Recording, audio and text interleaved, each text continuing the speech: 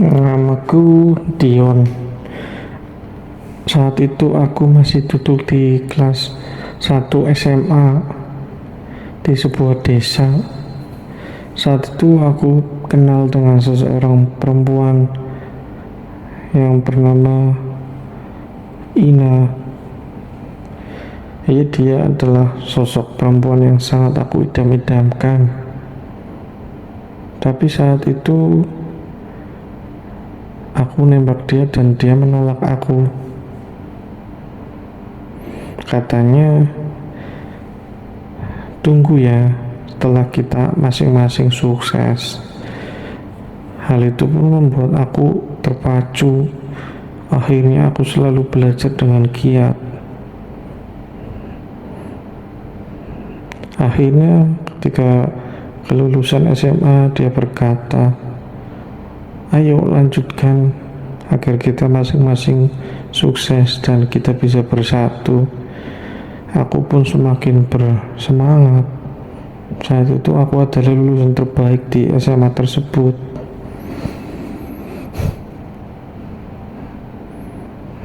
Dan aku keterima di universitas yang terkenal saat itu di Indonesia.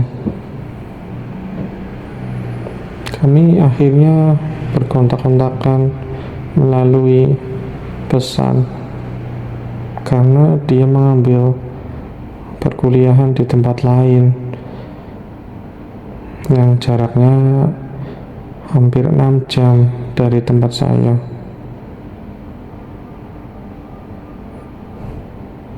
Kami saling berkontakan dan saling menyemangati satu sama lain. Namun yang membuat saya kecewa adalah ketika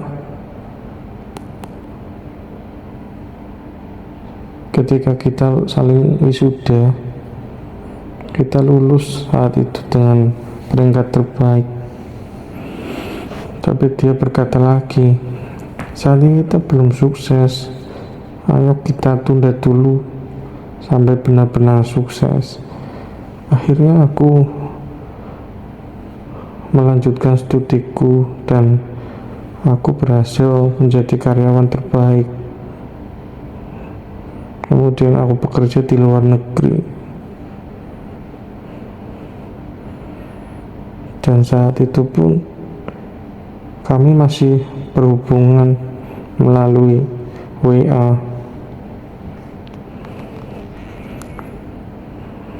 Dia sangat baik ketika saya jenuh, ketika aku jenuh dengan pekerjaan yang monoton seperti itu, dia selalu menyemangatiku.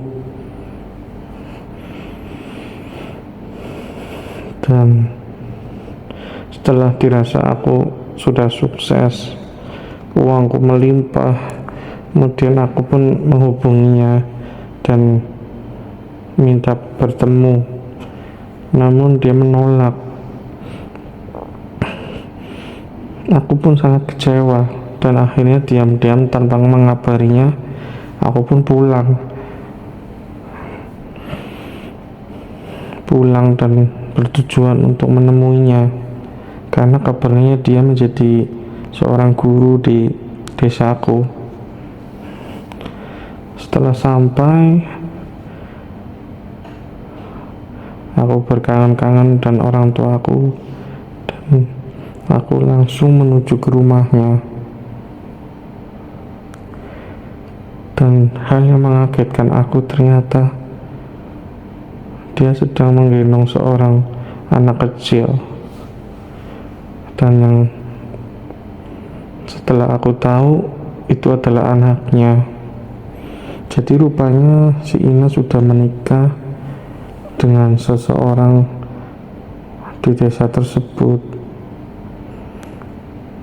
dan sudah mempunyai 2 anak yang berusia 5 dan 3 tahun. Jadi ternyata selama ini dia selalu menyemangatiku agar aku sukses. Karena jika dia mengabari bahwa sudah menikah, mungkin aku akan sangat shock. Tapi ini juga membuat saya sangat shock dan hampir gila. Tapi lambat laun aku akhirnya bisa menerima semuanya, bahwa jalan hidup seseorang sudah ditakdirkan masing-masing. Meskipun kita saling mencinta, tapi kita tidak bisa saling memiliki. Aku pun dengan menangis terharu pulang ke rumah,